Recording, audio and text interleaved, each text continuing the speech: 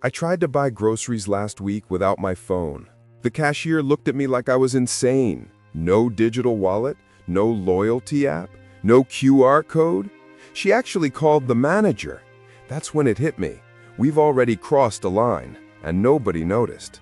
Because while we were arguing about vaccines and elections, they'd built something far more permanent. Something that doesn't just track where you go, it tracks who you are. And 3 weeks ago, something happened in Jerusalem that made the hairs on my neck stand up. They announced the beginning of construction, the third temple. The same week, Elon Musk and Jared Kushner held a closed-door meeting about global digital infrastructure. The same week, Trump signed an executive order that nobody's talking about. These aren't coincidences, these are convergences. And the ancient prophecy didn't just predict this moment, it named the players by their works and their numbers. Let me show you what they did while you weren't looking. In January, Trump returned to office, and within 72 hours, he dismantled 17 federal agencies. 17! The media called it chaos, budget cuts, drain the swamp round 2. But nobody asked the real question. What were those 17 agencies protecting? What regulations just disappeared? Because in that same 72-hour window, 3 things happened that should terrify you. Jared Kushner's investment firm secured $3.2 billion for what they're calling Middle East infrastructure development. Elon Musk announced that X would become a complete financial platform by summer. And Israel's Knesset approved final permits for Temple Mount excavation. 3 separate news stories, 3 different sections of your news feed. But draw the line between them, and you see something else entirely.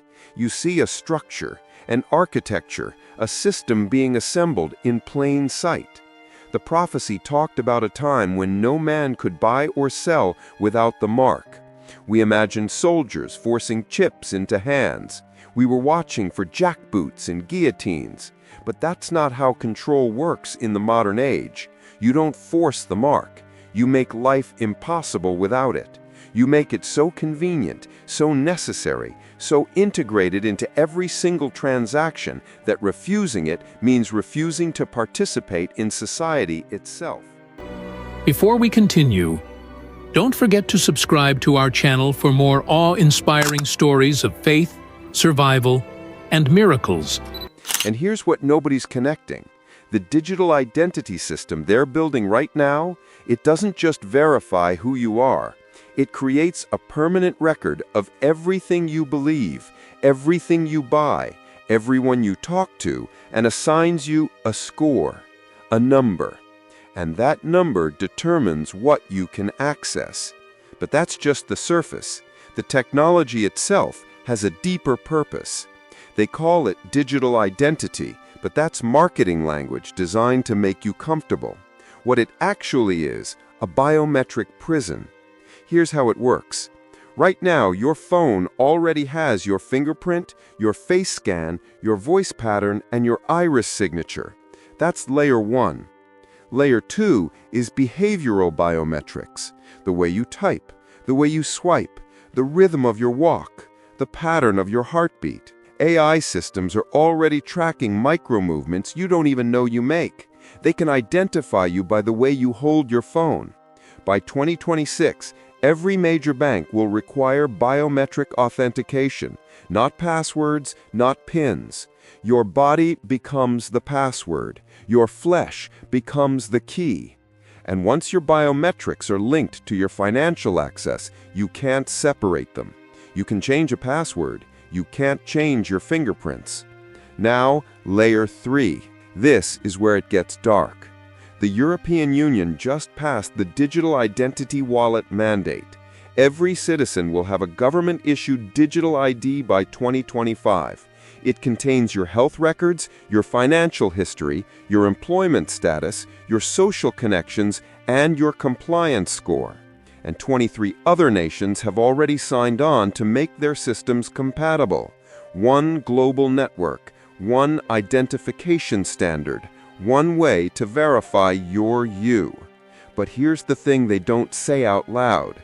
If your identity is digital, it can be switched off. If your money is digital, it can be frozen. If your access to food and medicine runs through a system that requires your digital ID, then whoever controls that system controls whether you eat, whether you receive medical care, whether you exist. And Elon Musk just told shareholders that X will handle payments, banking, and identity verification for its 600 million users by September. One platform, one system, one hand controlling access to everything. Sound familiar? Because it should. The prophecy described exactly this, a system where the mark would be required to buy or sell. But here's what most people miss about the prophecy. It wasn't just about the mark itself. It was about who implements it. And that's where this gets uncomfortable. Jared Kushner isn't just Trump's son-in-law. He's the architect of the Abraham Accords, the peace deal that normalized relations between Israel and Arab nations, the same peace deal that opened the door for temple reconstruction. Daniel's prophecy talks about a prince who confirms a covenant with many, a peace deal, and that this prince would be involved in the rebuilding of the temple. Kushner's company, Affinity Partners, just received the largest single investment in its history from Saudi Arabia, from the UAE, the same nations that signed the Abraham Accords. And where's that money going?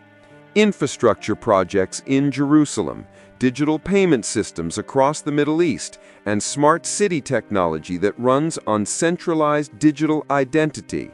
Now add Elon Musk to the equation. The richest man in the world, who now controls the largest communication platform on Earth, is building it into a financial system that bypasses traditional banking. He calls it the Everything app. And in March, he met with Kushner and 3 heads of state. No media present, no official statement. But 2 weeks later, 5 countries announced they would integrate X's payment system into their national infrastructure. These aren't politicians. These are tech kings who control more resources than most nations, who answer to no government, who are building systems that transcend borders. And both of them have direct connections to Israel, to the Temple Project, and to the digital identity infrastructure that's rolling out worldwide. The prophecy warned about a beast system, a network of control that spans the earth. We imagined it would be political. We were wrong. It's technological. And the men building it have names. But the system itself has a number. The ancient warnings talked about a mark on the right hand or the forehead. For 2,000 years, people imagined it literally. A tattoo, a brand, a visible sign. But what if the prophecy was describing function, not appearance? What if it was telling us where the control system would interface with the human body? Your right hand. That's how you interact with technology. Your phone, your scanner, your biometric reader. Every payment system being developed right now requires your hand.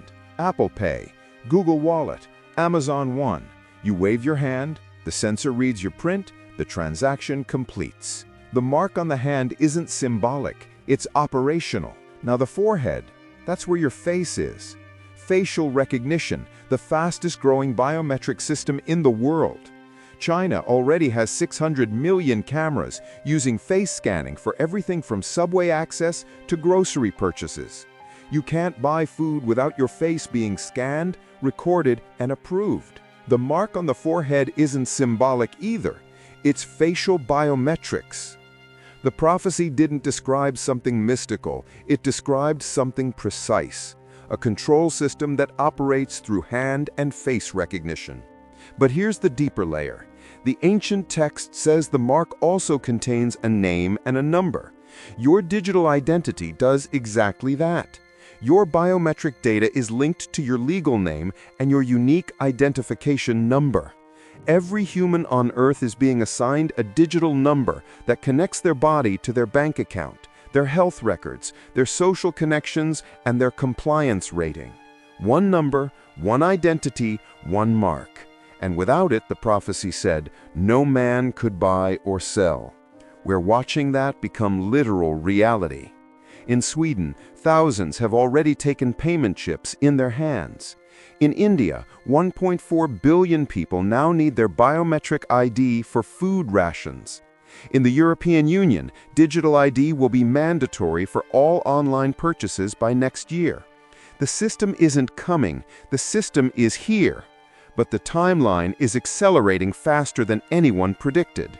Because something is happening in Jerusalem that changes everything.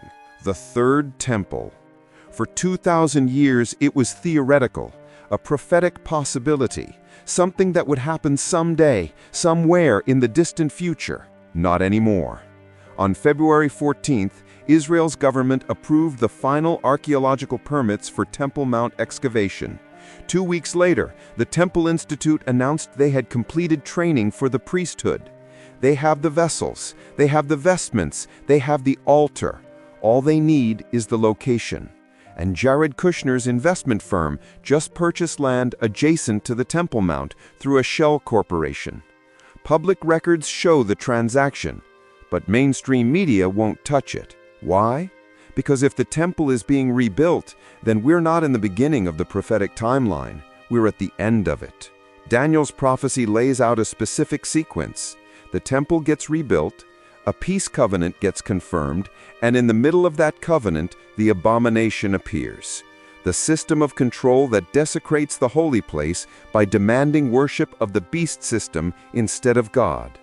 We're watching the pieces move into position in real time. Trump's government shutdown eliminated the regulatory barriers. Kushner's deals are funding the infrastructure. Musk's technology is creating the payment system. And Israel is preparing the temple. These events aren't spread across decades. They're happening in the same 6-month window. The acceleration is exponential. In 2020, digital ID was optional. In 2023, it was recommended. In 2024, it became required in 17 countries. By 2025, the European Union mandate makes it compulsory. By 2026, the global system will be operational. You're watching the birth of the beast system in fast motion. And the technology isn't just tracking you anymore. It's learning to predict you, to control you, to modify your behavior without you even knowing it's happening. Here's what they're not telling you about the infrastructure they've already built. In 2023, the Federal Reserve launched FedNow, an instant payment system that runs 24/7. They called it convenience. But look at what it actually does. It creates a pathway for programmable money, digital currency that doesn't just transfer, it comes with conditions. Money that can only be spent on approved purchases, money that expires if you don't use it, money that can be frozen if your social credit score drops. And 23 states have already integrated their banking systems with FedNow. Now layer that with what's happening at the state level. 17 states now require digital ID for accessing government services. 12 states have made it mandatory for employment verification. 8 states require it for medical care. And that was before Trump's executive order in March, the one nobody's talking about. Executive Order 14719. It mandates that all federal contractors must implement biometric verification systems by December 2025. That's not just government employees. That's every company that does business with the government, every defense contractor, every healthcare provider that accepts Medicare, every university that receives federal funding. Millions of jobs now require your biometric data as a condition of employment. Can't work without the mark. But it goes deeper. The banking system is systematically eliminating cash. Bank of America announced they're closing physical branches in 287 locations. Chase is eliminating cash deposits at 412 branches. Wells Fargo now charges fees for cash transactions over $500. They're making physical money obsolete. And when cash dies, every transaction becomes digital. Every transaction becomes tracked. Every transaction requires approval from the system. You can't opt out. You can't live off the grid, because the grid is becoming the only place where life is possible. Try to buy a car without a bank account. Try to rent an apartment without credit history. Try to get a job without direct deposit. The infrastructure of modern life requires participation in digital systems, and those digital systems are merging into one centralized network, one identity, one access point, one mark. But the control goes beyond just access.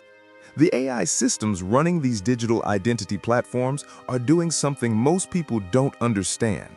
They're not just verifying who you are, they're predicting what you'll do. Behavioral prediction algorithms analyze your purchase history, your location patterns, your social connections, and your online activity to create a predictive model of your future behavior. And here's the terrifying part. Once the system knows what you're likely to do, it can intervene to change it. Predictive policing, pre-crime arrest warrants issued based on AI predictions. It's already happening in Florida and California.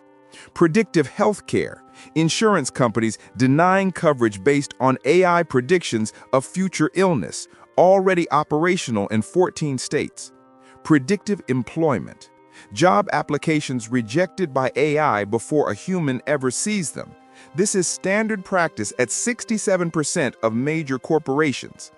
The system isn't just watching you, it's making decisions about your life without your knowledge, without your consent, and without any ability to appeal. Because you can't argue with an algorithm, you can't negotiate with artificial intelligence.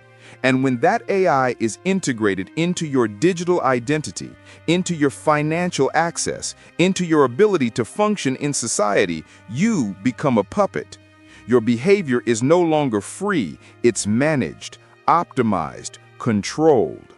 The prophecy talked about worshiping the beast. We imagined people bowing to a statue. But what if worship means something else?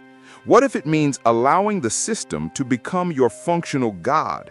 The thing that determines whether you eat, whether you have shelter, whether you receive medical care, whether you exist. When the system has that much power over your life, you worship it by default. Every time you comply, every time you scan your hand, every time you submit to the algorithm, you're bowing to the beast. And most people don't even realize they're doing it.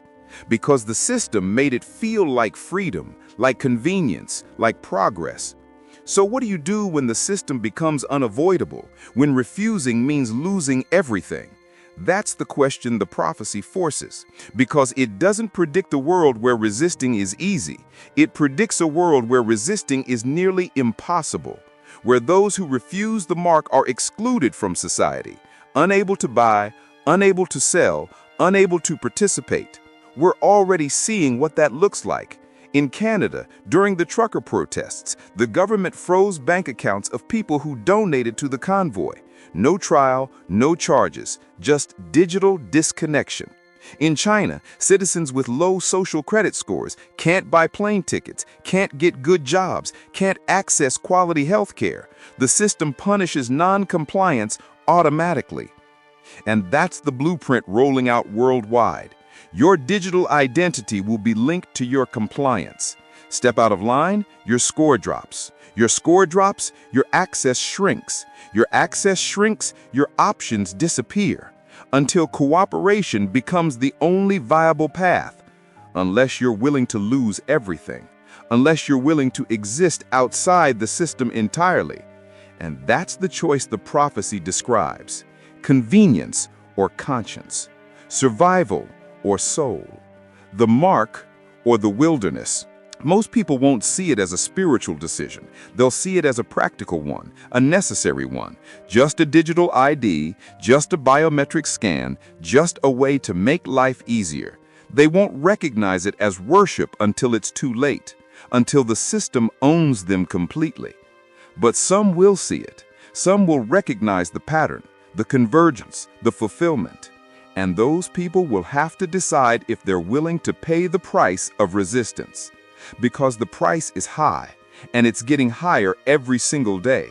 The window is closing. Not in decades, in months. Trump just announced a partnership with 6 tech companies to create a unified digital ID system for all federal services. Launch date, January 2026. Kushner's fund just broke ground on the Temple Mount Access Plaza, opening ceremonies scheduled for Passover 2026. Musk's X platform just integrated with 47 national banking systems, full operational capacity March 2026. 3 different projects, same timeline, same year. And if you go back to Daniel's prophecy, to the 70 weeks, to the calculations that scholars have been tracking for centuries, 2026 keeps appearing. Not as speculation, as mathematics. The pieces aren't just moving into place, they're locking together. And once the temple is operational, once the digital system is mandatory, once the mark becomes required for basic survival, the choice becomes permanent. You're watching the final assembly, the last stages, the convergence of technology and prophecy in real time. And the people implementing it, they have names: Kushner, Musk, Trump. They have numbers. They have connections to Israel, to the temple, to the system of control. The ancient warnings didn't just predict what would happen, they told us who would do it.